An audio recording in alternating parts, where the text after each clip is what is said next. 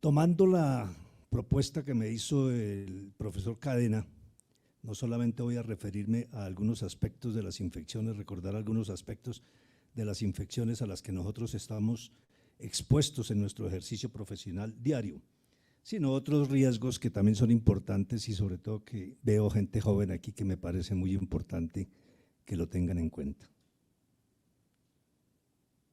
Pues los riesgos en el personal de cirugía nos cobija a todos, a los cirujanos generales, a los ginecólogos, a los ortopedistas, a los urólogos, a todos los cirujanos y que entramos a salas de cirugía, y no solo a nosotros, sino todo el personal que está allí, todo el talento humano que está presente en las salas de cirugía permanentemente. Y los riesgos son variados, desde riesgos mecánicos, riesgos biológicos, riesgos físicos, riesgos ergonómicos, riesgos químicos, ocupacionales, psicosociales y legales. Todos estos riesgos estamos expuestos, a todos estos riesgos estamos expuestos nosotros, y no solo nosotros, sino todo el personal que tiene que ver con el área de la salud. Las infecciones asociadas a la atención en salud, como seguramente ya se mencionó en unas charlas en el bloque de la mañana, pienso yo, tiene que ver con el aspecto hospitalario que compromete al paciente, las infecciones nosocomiales y otras infecciones ocupacionales que nos compromete a todos nosotros como trabajadores de la salud. Tenemos que tener en cuenta que hay una serie de normas y procedimientos para controlar y disminuir estos riesgos, y son todos aplicados en las normas de bioseguridad que todos tenemos la obligación de observar. Esto es muy importante, recordemos que el riesgo cero no existe. También hubo seguramente una charla esta mañana sobre este tema, y hay unos principios que son muy importantes que debemos observar, los principios de universalidad que involucra a todos los pacientes y a nosotros también como trabajadores en el área de la salud, uso de barreras para evitar las exposiciones a fluidos, a sangre y sobre todo a todas estas secreciones contaminadas que pueden provenir de los pacientes, y medios para eliminar todos estos elementos. Hay que ser muy cuidadosos y observarlos permanentemente. Frente a un riesgo, a un accidente con riesgo biológico de origen laboral, pues obviamente que nos vamos a ver expuestos a estos fluidos si hay una lesión o se causa una lesión por estos elementos, bien sea en la piel, en la mucosa, o cuando nosotros nos atrevemos a manipular pacientes y no tenemos la piel intacta, pues obviamente que vamos a estar expuestos a una transmisión de estas enfermedades, y por supuesto vamos a requerir un seguimiento serológico o exponernos a una profilaxis post-exposición. ¿Dónde vamos a adquirir esto? En todas las áreas donde nosotros nos desempeñamos, no solo en las salas de cirugía, en los laboratorios, en las áreas de urgencia, sobre todo allí donde manipulamos pacientes de trauma, pacientes infectados, etcétera, y siempre existirá este riesgo si no somos, aún siendo cuidadosos. La causa, pues, falta de adiestramiento, deficiencia de equipos, realización de prácticas inseguras, comunicaciones inadecuadas, negligencia del personal, accidentes sobre todo que se presentan por mucho cuidado que a veces nosotros tengamos en ello. Para este riesgo de enfermedades infecciosas, un punto muy importante son las perforaciones que se presentan en los guantes, por las agujas, por el bisturí, por elementos óseos puntiformes, en las fracturas, sobre todo los ortopedistas, nosotros mismos, los cirujanos de tórax, cuando están manipulando el tórax en intervenciones abiertas, los instrumentos agudos. Hasta un 10% de los casos se puede presentar perforaciones de los guantes. Exposición a sangre, secreciones, fluidos contaminados a nivel de todas las áreas de la superficie corporal, mucosas, ojos, nariz, boca, piel, etcétera, pero principalmente aquellas que están más expuestas.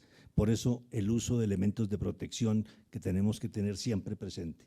Infecciones no transmisibles, cuando tenemos estos accidentes, habitualmente el estafilococo o cualquier tipo de bacteria podemos adquirir en estos momentos, y las transmisibles, principalmente los virus de la hepatitis B, el virus de la hepatitis C, el HIV, y uno que ha aparecido recientemente, que es el de la viruela símica, sobre todo aquellas personas que puedan tener algunos factores de riesgo, como se ha invocado para adquirir esta enfermedad.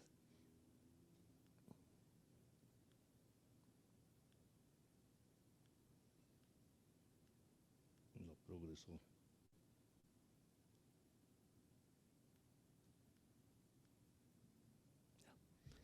Bueno, la infección por el virus de la hepatitis B es de las causas más comunes de la enfermedad hepática aguda y crónica, y a estas estamos expuestos nosotros. Ahora, cuando ingresaba a la fundación, venía a mi mente dos compañeros, un neurocirujano que tuvo un accidente, recién terminó neurocirugía en la ciudad de Cali y tuvo un accidente interviniendo un paciente, una hepatitis fulminante, y falleció. Otro cirujano que venía de Ubaté, que falleció aquí en la fundación, Estrada, en un cuadro agudo fulminante. Entonces, pues esto es algo que nosotros tenemos que tener en cuenta permanentemente.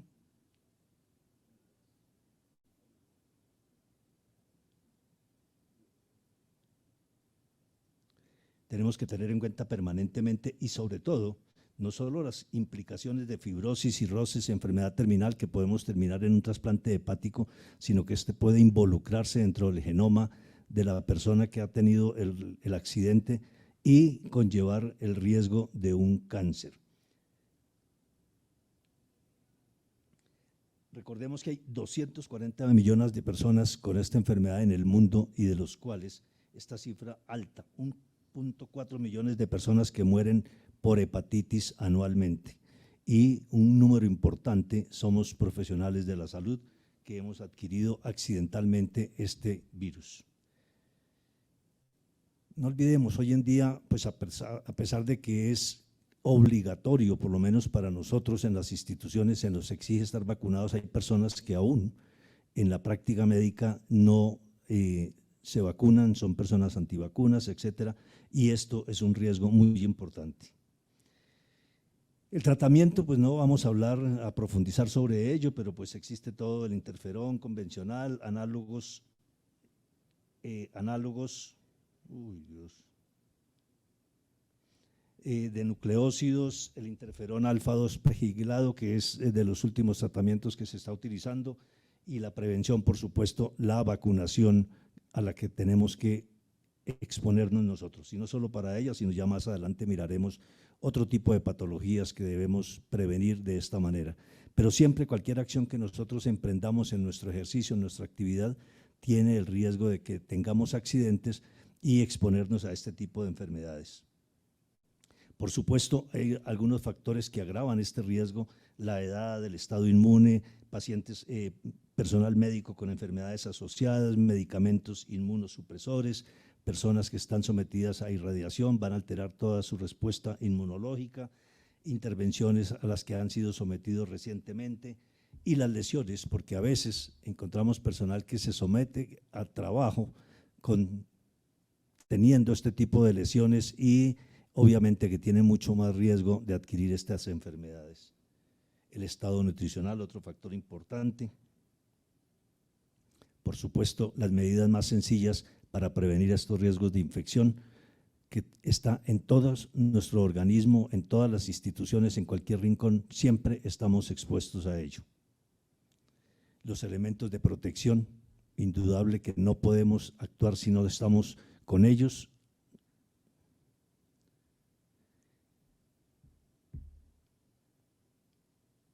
Todas las áreas de las instituciones portadoras, las personas, los rincones son dispensarios de estos tipos de bacterias, de virus, etcétera, a las cuales estamos expuestos nosotros.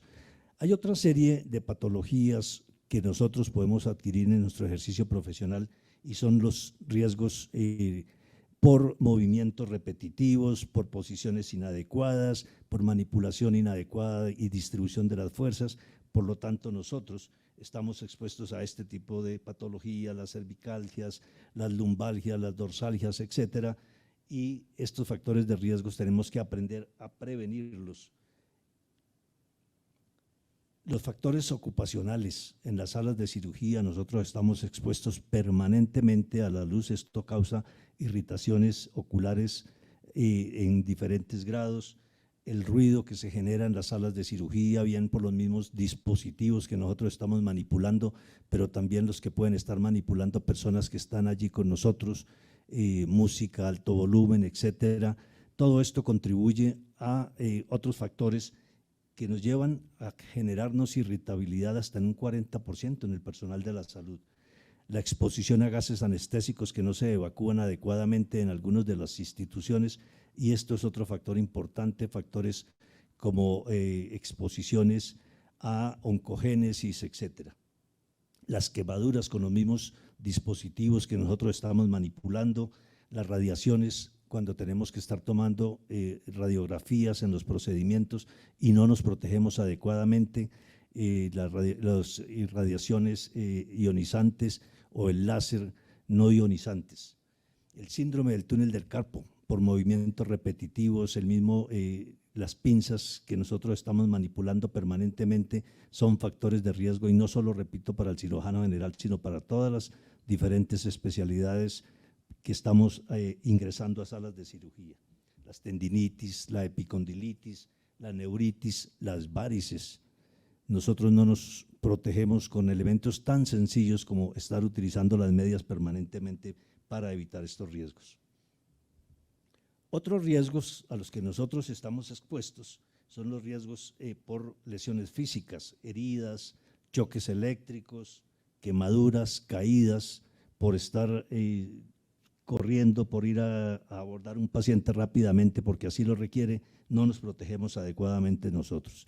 Como les mencionaba, la exposición a los gases anestésicos que no se evacúan adecuadamente en algunas instituciones, en las salas de cirugía, pues nos exponen a esto. Todo, oncogénesis, abortogénesis en las mujeres, infertilidad, toxicidad en los diferentes órganos de la economía y del sistema humano. Otros factores, el estrés en que vivimos permanentemente. Recordemos, nosotros vivimos bajo presión todos los santos días de nuestro trabajo, pero a eso estamos acostumbrados, pero sin embargo a veces no percibimos que esto genera una serie de cansancio, nos lleva al síndrome de burnout, la sobrecarga de trabajo, horarios inadecuados, horarios sobre todo extensos, que contribuyen a que nosotros de alguna manera actuemos inadecuadamente frente a estos riesgos que tenemos y incrementamos la transmisión de enfermedades de cualquier índole allí. La remuneración, otro factor que debemos tener en cuenta. Ojalá ahora, si la reforma de salud se da, esto nos lleve a que nos cambien un poco estos factores. El ambiente físico nos lleva al tabaquismo. No es necesariamente un factor en la profesión, pero se ve que prolifera el cigarrillo en los médicos. ¿Cierto, Arturo? El alcoholismo es otro factor de vía de escape a este manejo del estrés. Y el suicidio, por supuesto, es uno de los grupos poblacionales dentro del talento humano en salud, con unos porcentajes muy altos, cercanos al 10% del total de los médicos que se suicidan, corresponde a personal de cirugía. Otros factores son ya para la parte general de todo el talento humano en salud, pero en particular a los médicos, y por eso mencionaba yo que la gente joven tiene que tener en cuenta estos aspectos. El proyecto de vida, cuando nosotros empezamos a estudiar medicina y después cuando iniciamos una especialidad, a veces se nos olvida que este es un proyecto de vida y que tenemos que planificarlo y gestionarlo en una forma adecuada. Leía y revisaba un artículo reciente de enero del 2023, ahí está la referencia, en donde los exámenes de competencia de edad para los médicos en ejercicio se hace cada día más imperativo. Hay un leve deterioro cognitivo en mayores de 65 años con cifras alrededor del 20%, y estas alteraciones cognitivas son muy variables. La anosognosia, la persona que no es consciente, por supuesto, de su propio deterioro, y esto él no lo va a detectar. Y muchísimas veces en las instituciones el personal que está acompañando a estos profesionales tampoco tiene el suficiente valor para decirle que está presentando algún tipo de alteración, y se da muchísimo en relación con los cirujanos. Recuerdo que hace unos 12 años más o menos empecé yo a interesarme por estos temas por un caso que sonó muchísimo en la ciudad. Alguna persona que ingresa a cirugía, se hace su lavado quirúrgico, el cirujano joven, por fortuna que estaba acompañando a este cirujano, lava al paciente y el cirujano, cuando ingresa a la sala de cirugía, bota la compresa y dice: muchísimas gracias, hemos terminado el procedimiento, todo salió muy bien. Resulta que ni siquiera habían empezado. Esto a mí me ha motivado y he revisado mucho este tema y me parece que es algo que es muy importante y que tenemos que tener en cuenta, y nosotros considerar siempre una edad de retiro, no esperar que la vida nos retire. Hay que pensar también en factores asociados a ello. Tenemos el problema económico resuelto. Esto es otro factor importante que debe estar contemplado en el proyecto de vida que nosotros emprendamos. En algunas instituciones y en la fundación se aplica esto. Personas mayores de 65 años deben operar en compañía de otro cirujano, deben dejar de intervenir pacientes en los servicios de urgencias y estar renovando periódicamente sus credenciales. Pero tan importante es esta parte como estar haciendo los exámenes psicofísicos periódicamente. Que no nos pase esto, que cuando lleguemos a considerar nuestra edad de retiro, tengamos que decir: está bien, confieso que no he vivido, esto no nos puede pasar. Y tenemos que también dedicar un tiempo a vivir, no solo estar metidos en una sala de cirugía, porque esto también conlleva riesgos. En el año 19 yo presenté una charla sobre este tema y la iniciaba con esta diapositiva. Nosotros tenemos que pensar y cuestionarnos hasta cuándo vamos a estar operando. En parte de la actividad que yo desempeño en la actualidad, nos llegan quejas contra personas mayores. En el Tribunal de Ética Médica de Bogotá, en donde compartimos actividad con el profesor Cadena, algunas de las quejas que recuerdo dicen: es que a mi mamá la operó un cirujano muy viejo y la lesionó, y aún más grave, la mató. En esos términos vienen las demandas. Y entonces nos vemos nosotros abocados en la parte final de nuestra vida profesional, después de haber tenido una vida exitosa, a este tipo de procedimientos y a este tipo de eventos que puede dar al traste con el patrimonio de él y de su misma familia. Les muestro esta diapositiva, y esto es cifras de hace 2 días que nos salieron, Manuel las tiene presentes. En el año 2020 nos llegaron, produjimos nosotros 168 providencias en plena pandemia. Nos llegaron 304 quejas. Esto tuvo un descenso impresionante y es entendible por qué razón se presentó esto, por la pandemia, repito.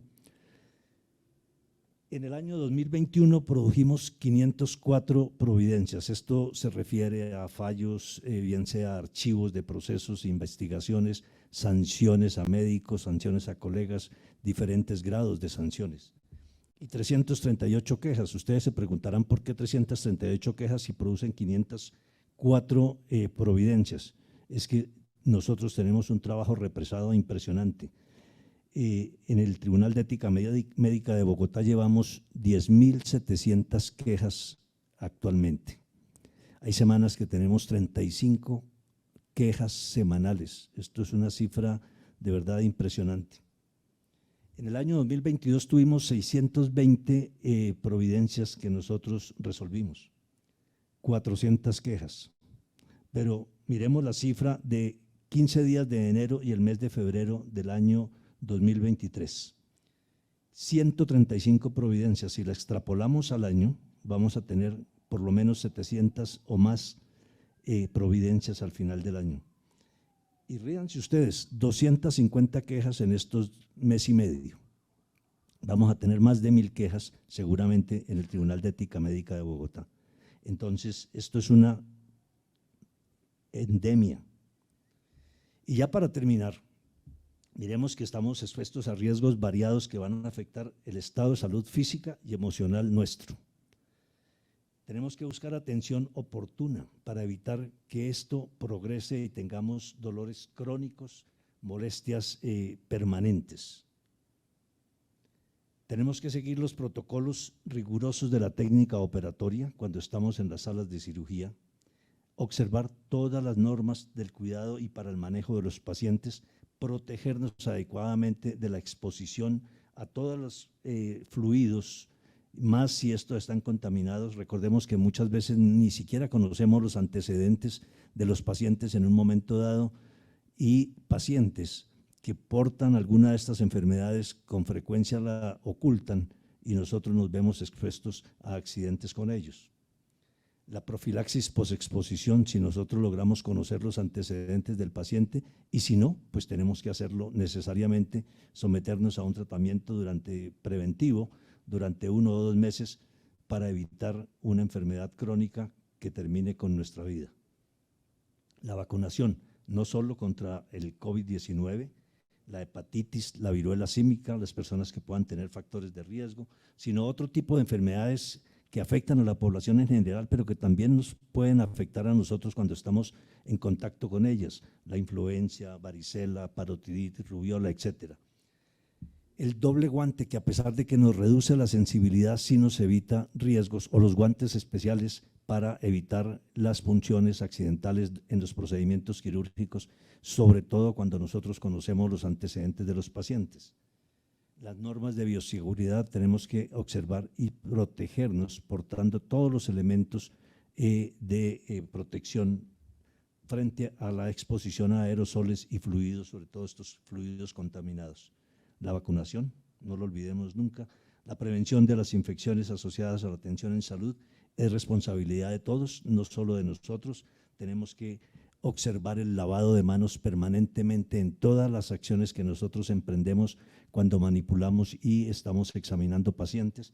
Recordemos que el personal de salud es de los que más fácilmente deja de practicar esta medida tan sencilla. La manipulación y disposición de los residuos tóxicos en las instituciones tiene que ser muy cuidadoso. Desde tiempos inmemoriales, las medidas más sencillas, el lavado de manos y la protección de elementos de bioseguridad.